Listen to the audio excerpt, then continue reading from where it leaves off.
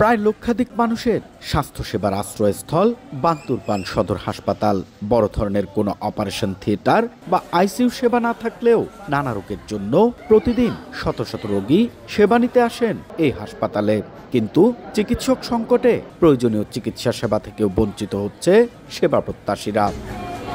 কাগজে কলমে ২১ জন চিকিৎসক থাকার কথা থাকলেও সদর হাসপাতালে রয়েছেন ১৩ জন, কিন্তু তারাও নিয়মিত আসেন না কর্মস্থলে। প্রতিদিন হাতে গোনা ২-১ জন চিকিৎসক রোগী দেখেন আউটডোরে, তারাও আবার দুপুর ১টার মধ্যে চলে যান।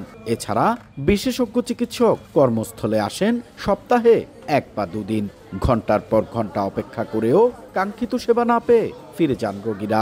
ডাক্তার দেখতেছি এখানে একজন, কিন্তু ডাক্তার দেওয়া হয়েছে ২ জন। দুপুর টাইমে ভর্তি করাইছি, দুপুরের পর থেকে কোনো ডাক্তার নাই, কোনো ডাক্তার এসে দেখেও নাই। যে পরিমাণ সেবা পাওয়ার কথা রোগীরা, জনগণ এ পরিমাণ সেবা পাচ্ছে না। এদিকে চিকিৎসক সংকটের কথা স্বীকার করে দ্রুত ব্যবস্থা নেওয়ার আশ্বাস সংশ্লিষ্ট কর্মকর্তার। জনবলের কম থাকার কারণে আমরা প্রতিদিনের যে কার্যক্রম, রোগী দেখা, অপারেশন সবকিছু আমাদের কষ্ট হচ্ছে, একটু ব্যাহত হচ্ছে। তবে সংকটে পড়িনি।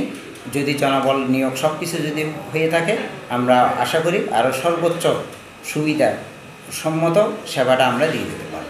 ২০০৫ সালে বান্তুরবান সদর হাসপাতালকে ৫০ শয্যা থেকে ১০০ শয্যায় উন্নীত করা হয়।